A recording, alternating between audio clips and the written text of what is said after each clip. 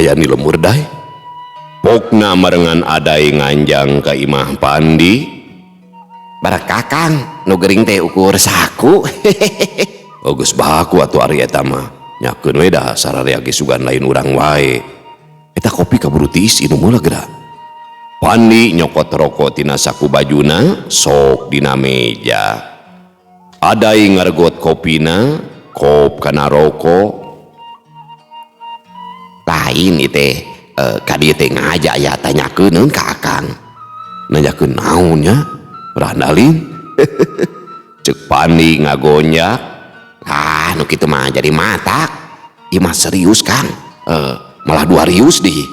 Adai nyesep rokona, hasupna ngelun tina bahamna. Perkara naon dai? Adai ngahuleng sakedeung. Akang apal kana Batara Karang teu? Batara Karang? Pandi kerung panuna neuteub ka Adai. Nya Kang Batara Karang ageman anu kawilang aing teh geuningan. Implengan Pandi nyoreang ka mangsa heubeul. Waktu harita manehna balantrak asruk-asrukan neangan barang pamohalan, ceuk sakaol barang gagaman anu miboga hiji kakuatan rohaka. Harita manehna ngaprak meh ka unggal tempat karamat, ngadatangan jalma-jalma nu cenah boga elmu anu luhung, tapi lolobana mah karek eceuk jeung beja, hampir kabeh anu ditepungan teh saukur panipuan.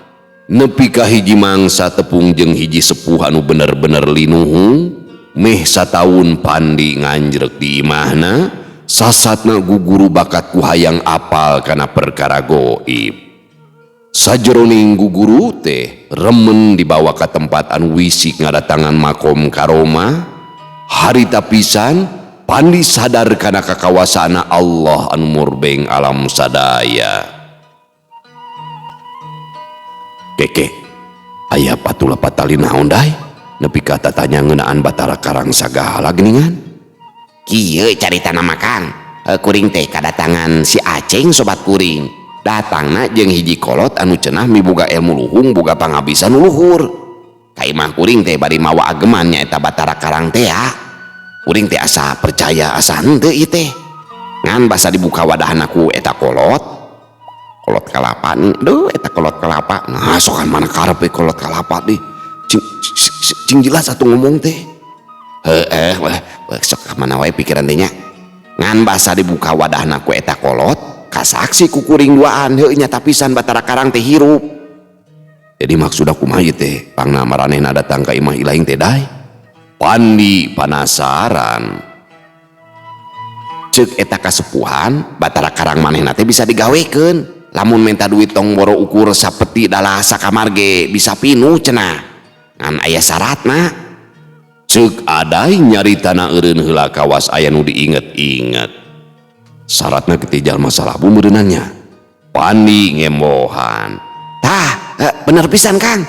Salian ti eta aya oge syarat nu sejena. Mun teu salama minta minyak wisik terus menyan kotok jeung hayam kampung sajodo. Ceuk Adai nataan syarat anu sejena. Pandi seuri bari gogodeg. Yeuh dengekeun dai. Ulah kabita ku nu can karuhan. Hayang hartabana ku jalan sarakal bisi cilaka ke. Kahiji urang geus kupur ka Gusti nu Maha Suci lantaran geus menta ka setan apa eta mah. Nu kaduana bakal kasarad kaditunang ke kasasar.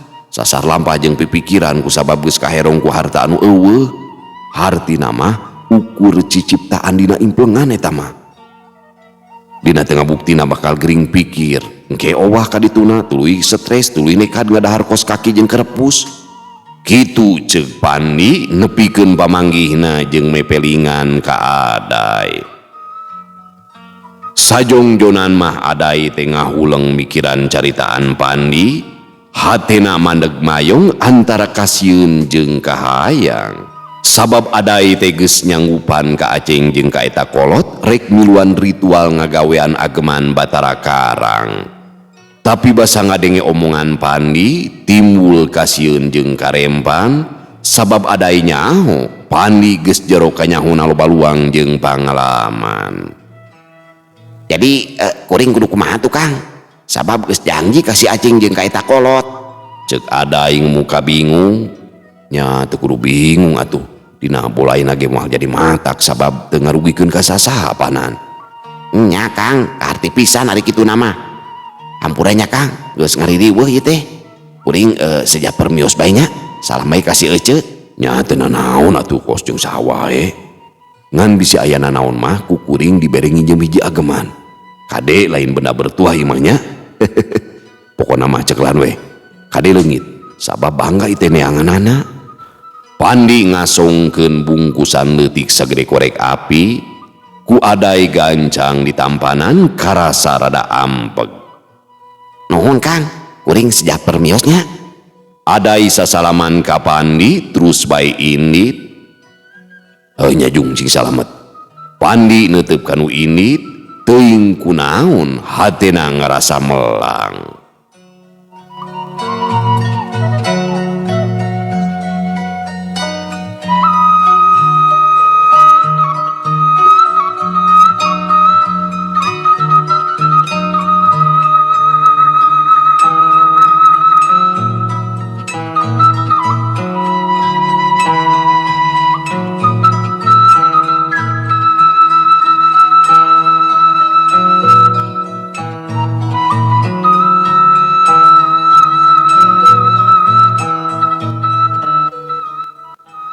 Di hiji imah anu kawilang nenggang aya 3 lalaki keur dariuk sila meneko bangun alajrihna keraanan. Nupang hareupna hiji kolot make baju sing sarua hideung, kitu deui iket dina sirahna sarua hideung. Di hareupeun eta kolot aya kotak leutik ditutupan kene. Parukuyan ruhai haseupna mulek. Poting ieu udang laksanakeun migawe gagaman Batara Karang. Ari anu nyangkingna eta teh Mbah Kala Ider. Kade kudu saregepnya, ulah sieun jeung geumpeur, ngarahasil pamaksudan urang sararea teh. Ceuk eta kolot mere amanat ka Aceng jeung baturna. Keke, ari jang Aday moal tulus ka dieu kitu. Pokna deui nanyakeun Aday. Meme ka dieu teh abdi nyimpang ka bumina namun suwung, saur putrana. Aday nuju ka dokter lalanong margikeun aku sasalad. Tapi biaya sareng sagala rupina mah sadayana ti anjeunna. Oh nya teu nanaon, engke ge lamun hasil mah sarua kabagean.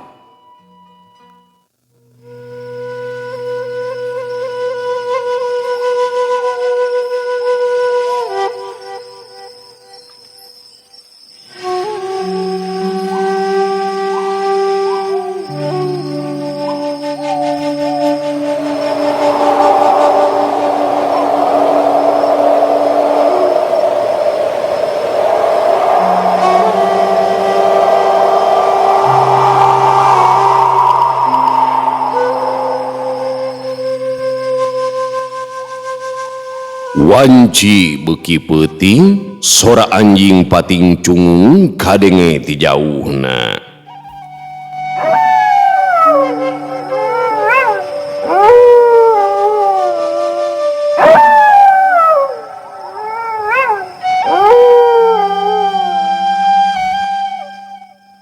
Si lalaki kolot nyokot menyan kotok dirames dina leungeunna, purulu kana parukuyan peledug haseup ngulun minuhan rohangan. Atra biwirna ngunyem 4 kalimah pamakena, cag kana wadah Batara Karang tutupna dibuka lalaunan.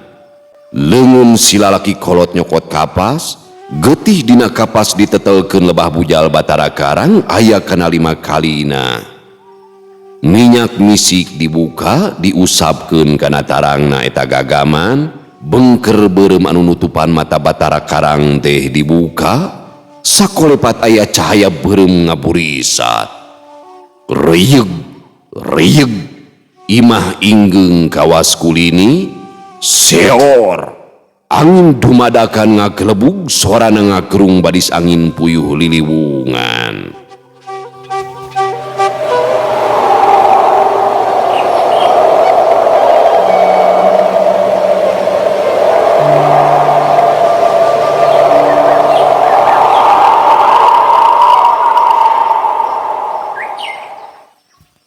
Aceng jeung baturna ngluk tungkul panona dipereumkeun, kasieun mimiti minuhan hatena tapi neger-neger maneh.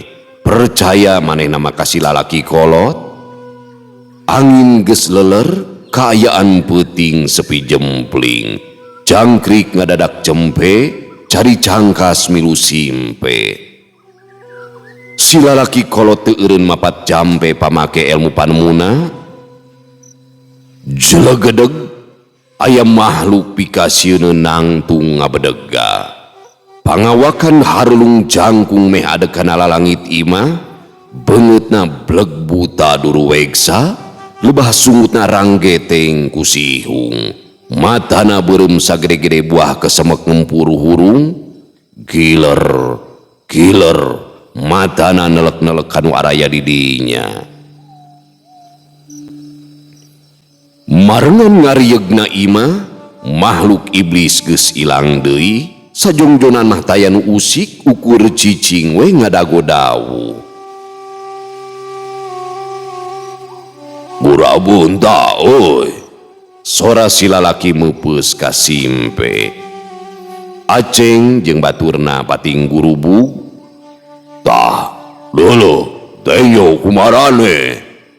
Leungeun si lalaki nunjuk kana tumpukan duit hareupeunana. Aceng jeung baturna ukur molohok asa ngimpi ningali duit anu sakitu lobana. Pamaksudan urang teh geus tinu kanan. Sok duit geura hitung, bagikeun kanu boga hak, kudu sarua jumlahna. Ceuk si lalaki bari nyusutan kesang anu renung dina tarangna. Aceng jeung baturna gupkap kana duit, hateuna kebeku kabunga.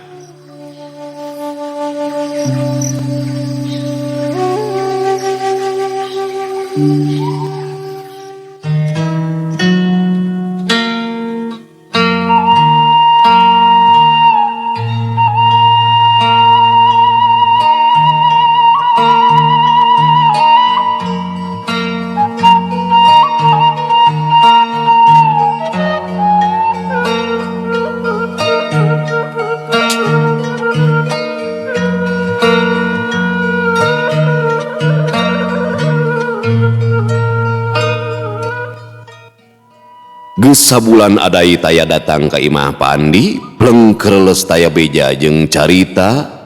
Tapi basa poe Jumaah adai aya datang ka imah Pandi, kaayaanna napi khawatireun, buuk jabrig, panon celong beungeutna haropa koneas pias, awakna kacirik kurus siga nandangan kasakit. Kunaon dai? Kayaan ilaing jadi kieu geuningan. Cek Pandi geus terus rasa we. Hampura kuring Kang, bener omongan akang mangsa harita. Temal adai sorana ngeleter kawastas manggih kareuwas. Pokra cacarita aya naon ieu teh? Barabat bae adai teh nyaritakeun kajadian anu tumiba ka manehna. Manehna kadatangan Aceng jeung baturna ka imahna. Datangna ka imah adai teh bari mawa duit anu kawilang pohara. Aya kana 500 jutaan. Ceuk Aceng tarekah ritual Batara Karang teh geus hasil kalayan nyugemakeun. Adai ge ngarasa bungah lantaran kabagi duit hasil tina Batara Karang. Tapi saminggu ti harita adai menang beja lamun Aceng teh ngadadak maut dina kayaan pikasieun. Sungutna calawak, matana bolotot. Kitu deui baturna sarua jeung Aceng maut dina kaayaan pikasieun. Nu matak jadi kukurayeun pikeun adai teh nyaeta beja ngeunaan si lalaki kolot minang kanu boga Batara Karang. Mautna teu munasabah lantaran beuheungna gorowong kawas tapak ngagoro. Bakating kusieun jeung soak adai gering ripuh balas mikiran kajadian anu tumiba ka baturna. Basa narima duit ti Aceng, peutingna adai teh kadatangan makhluk anu pikasieun. Tapi aneh, eta makhluk teh langsung ngoceak siga nandangan ka nyeri. Sanggeus diubar aber ka ditu ka dieu, kaayaan adai teh mimiti walagri maju ka cager. Ceuk adai deui, hayam anu kuduna jadi sulur mah aya keneh di kandangna. waktu ke ritual aceng pohon hayamna teh teu kabawa. Basa poenan ritual Batara Karang ngadadak manehna teh kaserang penyakit sasalad, nyeri beuteung bulak-balik kacai nepikeun ka dibawa ka dokter. Kitu pok-pokanana Aday nyaritakeun kajadian anu kaalaman ku manehna. Pandi ukur gogodeg ngarasa watir ka Aday, tapi untung jinisna masih kene hirup di tangtayungan ku pangeran. Kuring kudu kumaha tuh Kang, jadi tepuguh laku pugag lampah ieu teh. Unggal poe diudag kasieun, sare teu tibra, dahar ge teu mirasa Kang. Bener-bener hirup kakungkung kamelang kasieun perlaya dina kayaan teu munasabah. Tulungan kuring atuh Kang. Aday lumengis mata kuatir, hayang leupas tina bangbalu hatena. Pandi ngarenghap narik napas panjang. Panuna neutup seukeut ka Aday. Kuring geus merita ngarapan nanti anggalna, tapi heuh ayeuna mah geus kajadian, moal bisa balikan deui. Muji syukur kanu agung, ilahing masih di tangtayungan kene. Nu ngaranna Batara Karang eta hiji gagaman setan nu mangrupakeun mayit leutik tapi bisa hirup eta teh. Ceuk ujaring carita eta teh wujud jalma nu boga ilmu Batara Karang. Dina mangsa manehna paeh, bumi teu narima, langit teu nampi, ngajangelek we jadi wujud Batara Karang. Tapi heuh eta mah karek carita, wallahu alam bener teu nama. Tapi nu puguh mah eta teh reka perdaya iblis, sangkan manusia kasasar lampah, engke ka ditu ngara jadi batur manehna di yaumil kiamah. Kaharti Kang, tapi kuring ayeuna kudu kumaha atuh nya? Nya tobatan atuh, tobatan suha caketan nu kagungan. Sadrah kana laku anu geus codeka. Pangeran malautan hampura lamun bener-bener urang rek babalik pikir. Geuning ilahing eta masih di tangtayungan, jeung keneh nepikeun ka ayeuna. Nya sareatna mah heuh ku barang nu ti kuring teh, hakikatna mah ku Allah. Eta barang teh lain jimat tapi tina tutuhan. Ayana di dunia medis paragi para dokter ngabius atawa keur pasien lamun nandangan ka nyeri, moal disebutkeun ngaranna mah sabab bisa jadi matak. Lamun dipake ku jalma biasa bakal urusan jeung nu wajib. Aday unggut-unggutan saregep ngabandungan caritaan Pandi. Tah, naon pangna Batara Karang tahu ku eta barang? Ceuk tadi teh Batara Karang wujud manusia nu kasandingan iblis, tapi rasa manusia nama aya keneh teh. Samangsa eta barang kaseuseuk ku Batara Karang, pangawasana bakal ilang. Nya naon bedana hiji jawara sakti jago bitotama keur mabok kapanannya, eutang tu moal mati elmuna, sabab ilang akal jeung pikiran. Sagala makhluk anu kumelendang di alam dunia, uteuk tongo walang taga sadaya lagi kagungan mantenna. Najan Batara Karang boga kagagahan, angger we aya apes jeung antina. Kitu ceuk Pandi panjang lebar ngaguar ngeunaan Batara Karang. Nuhun Kang, kaharti pisan ayeuna mah. Tapi ari hayam kudu dikumahakeun nya, kuring mah sieun Kang.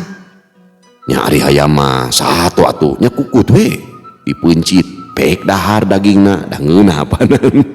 Satadina pan hayam terek dijieun sulur atawa pangganti. Micin salasan boga alpukahna nyaeta jalma anu miboga Batara Karang. Najan hayam disulurkeun ge, heuh angger we nu milu ritual Batara Karang mah bakal dicokot ku iblis.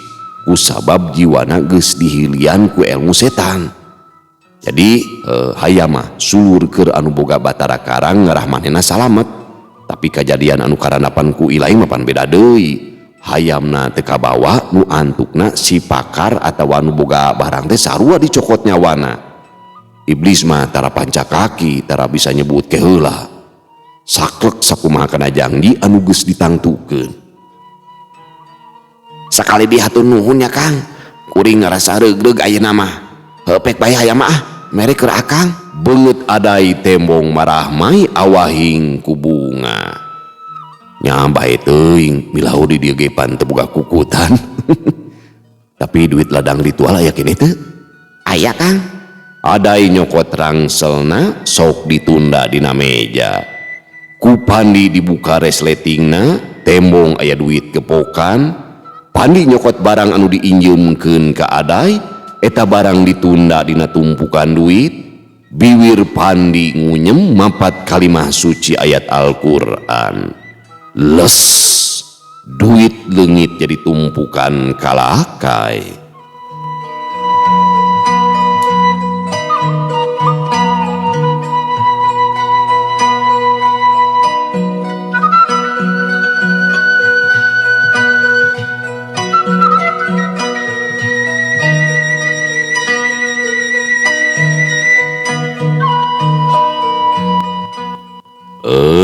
Pamirsa sadayana, waktosna parantos teu nyekapan gidingannya. Tak ieu teh mangrupikeun carpon carita pondok karya Kang Rompis kenehnya ngagambarkeun kahirupan manusia anu memang dimana setiap manusia buka kahayang mangka eta manusia bakal dijajah ku kahayangna. Terus sakedik nya dina kahirupan aslina seueur anu katipu nya nya di ieu we kitu di kabong broy ulamunan nya ngipuk lamunan teh gini. Geus dijangjikeun bakal keboga kauntungan sakieu nya nepikeun ka akal sehatna teu jalan bakal menang kauntungan 10 miliar misalkeun nya, sehingga ngaluarkeun duit 50 juta teh dianggap leutik. Da akal sehatna geus ngabayangkeun yen duit 50 atau 10 miliar teh geus jadi milikna. Nah, eta hati-hatinya para wargi sadayana ieu teh tumiba dina kahirupan urang dina kanyataan gitu. Mudah-mudahan ieu dongeng teh sing janten pepeling ngajantenkeun urang langkung waspada nya dina ngudag kahayang. Ayang beunghar ku cara anu instan mah nya pasti ujung-ujungna teh bakal naon katipu. Di zaman kiwari mah nya mata kade hati-hati gaul. Terus teu saeutik nya urang teh dijurumuskeun teh lain ku batur, ku babaturan sorangan. Babaturan mawa jelema anu urang kakarek wau ngabongbroy kitu nya. Ku jalan usaha instan nu gede kauntungan. Nepikeun ka urang pohonya, nepikeun ka urang leungit akal sehat. Da dibumbui pan obrolanna teh ku duit kauntungan wah gitu je. Kitu ciri-cirina. Tungtungna urang katipu, babaturan katipu. Urang minta ganti rugi ka babaturan. Pajarkeun ceuk babaturan teh sarua urang ge katipu euy. Pan urang teu bisa kumaha tak kitu. Matak di dieu pentingna urang selektifnya, selektif dina milih babaturan. Kaduana urang kudu jago oge dina masalah ilmu pernipuan. Kudu jago nipu teh. Lain maksudna jang nipu tapi supaya urang henteu katipu. Da anu pinter mah jalma nu nipu.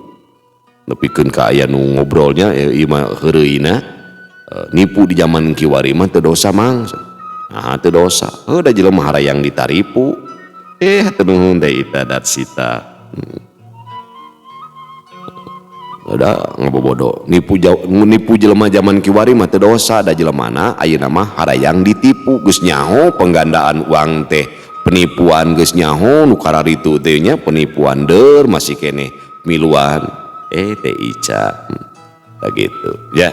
Kartos teh. Jeung datangna teh di zaman kiwari mah lain ti jalma biasa. Ti jalma-jalma nu ngaku ajengan kiai ahli spiritual pan nya urang teh katipu ku dangdanan, katipu ku papakean ya, ku lahiriah gitu tah. Mudah-mudahan urang sadayana sing ditebihkeun nya tina sagala kamadorotan. A'udzu bikalimatillahi tammati min syarri ma khalaq. Bismillahilladzi la yadurru ma'asmihi syai'un fil ardi wala fis samai wa huwas samiul alim. Sakitu anu kapihatur hapunten anu kasuhun bobot sapanon carang sapakan cag urang tunda dihanjuang siang urang teuneun dihandeuleum sieum paranti nyokot ninggalkeun mangsa datang ka sampeur deui. Wallahu muwaffiq ila aqwamit thoriq. Wassalamualaikum warahmatullahi wabarakatuh.